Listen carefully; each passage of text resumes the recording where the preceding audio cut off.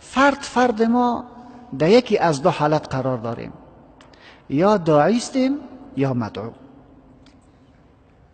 یا ما دیگران را دعوت میکنیم به پیام خدای ما، به اسلام عزیز ما، و یا ای که دیگران ما را دعوت میکنند.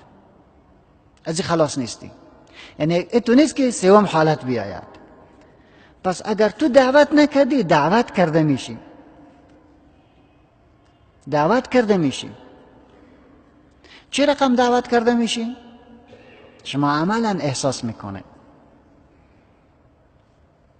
ما شما دست خدا بسته کردیم و چیزی نمیگیم.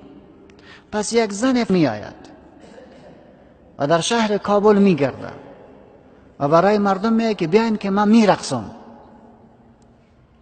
میرقصم، سرم لچ، بدنم مردار.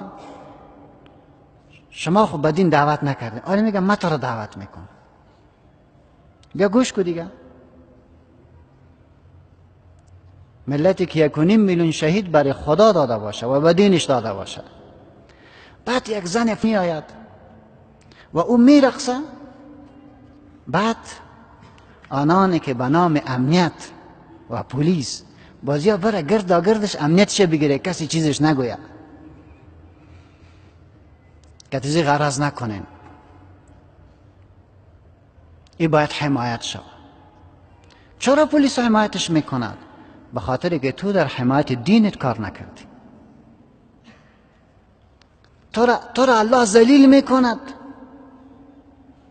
توسط کسی ذلیلت میکنه که او تو را باید عزیز کند، امن تو را باید بگیره. او امن انسانهای کثیف و مردار و بیدین میگیرد.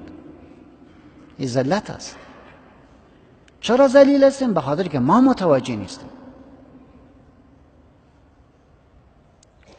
بعد به انسانان فاحش و رذیل دیگرها باید پول بیارد، تلویزیون جور بکنه. در این تلویزیون تمام ابتذال باید نشر شود، تمام ابتذال. و چون ما و تو در حمایت دین نمبراییم، الله اقدر ما را ذلیل کرده و خار کرده که نمیتونیم آواز خدا بلند بکنیم. در خانه خود ما هرگاه چیزی بیاید که از شرم چشم خود را پایین مندازیم که دختر و خانم و دیگراش اقدر بی غیرتی بیشتر شود.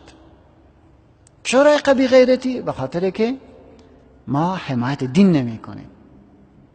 هرگاه حمایت دین نکردی، الله از تو رعب را میگیرد، شجاعتت میگیره و غیرتت میگیره.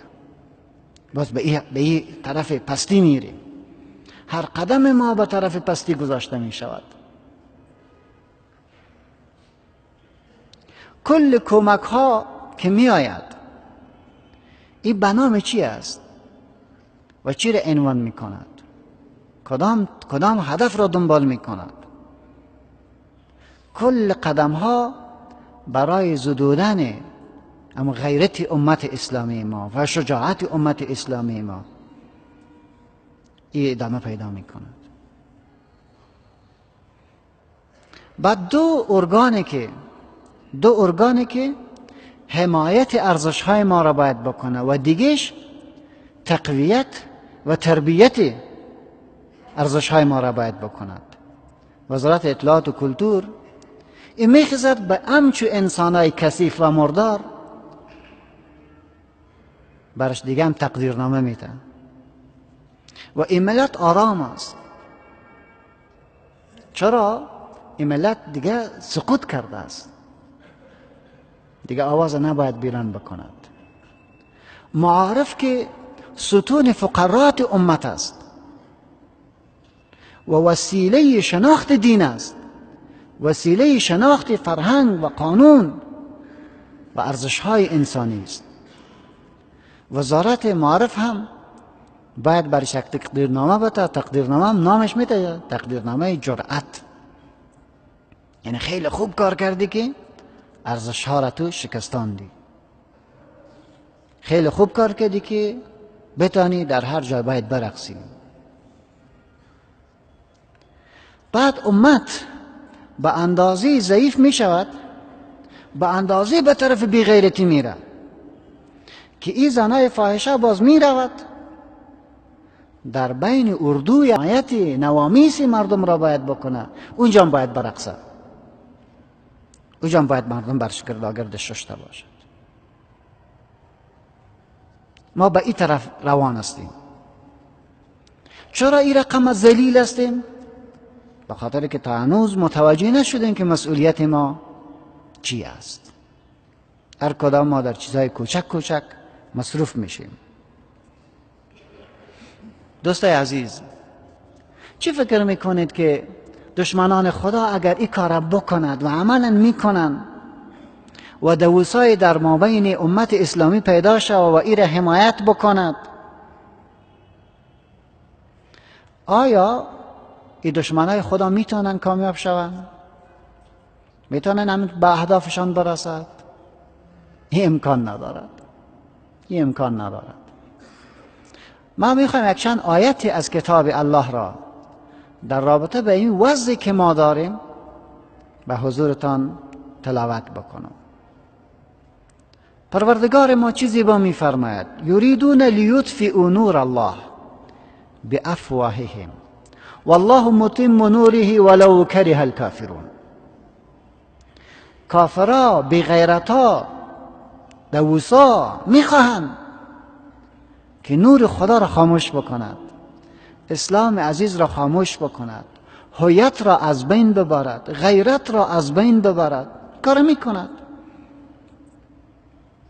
این کار میکند. لیطفئوا نور الله بافواههم، به زبانشان چراغ زیبای پر نور اسلام را خاموش بکند. چه رقم خاموش بکند؟ ابدا دشمن نمیتواند که در شمشیر ما را بشکناند. این کار کرده نمیتواند. 250 سال ایرا تجربه کرده که امت ما به شمشیر، به کشتن، به شهادت ها، به بمباردمان ها، به قتل و کشتار از بین نمی رود. امت شیرازی حمایت و قوتش را باید از بین بگیری که او غیرتش است، ناموس داریش است، اویش از بین ببر. انسانی که بی غیرت شود، بسیار چاق و قول و دبل هم باشد، نمیتواند که مقاومت بکنه. از این خاطر باید راههای برای زدودن غیرتش سراغ کرده شود و بی تفاوت شود در مقابل نوامیسش، در مقابل ارزشهایش. ولی الله میگه که یریدون لیطفئوا نور الله بافواههم والله متم نوره ولو کره الکافرون. ولی چنین نمی شود. خداوند متعال نورش را تکمیل میکند، این را پوره میکند، این را در خانهشان داخل میکند. اینا میخوان در اینجا کفر بیاره، خو اسلام عزیز ما در اروپا و در امریکا در نشر میرود. نمیتواند. اینا هر چیز را جور میکند. از طرف دیگری رب العالمین کسایی را پیدا میکند که از مو وسایلی که بر ضد ما به کار میبرند، الله امو وسایل را در خدمت اسلام قرار میدهد. اگر شما در فیسبوک داخل شوید، درست است که مفاسد هم است، ولی صدها برادرایتان، خواهرایتان است که اون را به دین هم به کار میبرد. صفحات بسیار زیاد اینترنتی وجود داره که در نشر دین کار میکند و توسط همون صفحات به صدها انسان منحرف اصلاح شده، به صدها انسان کافر مؤمن شده.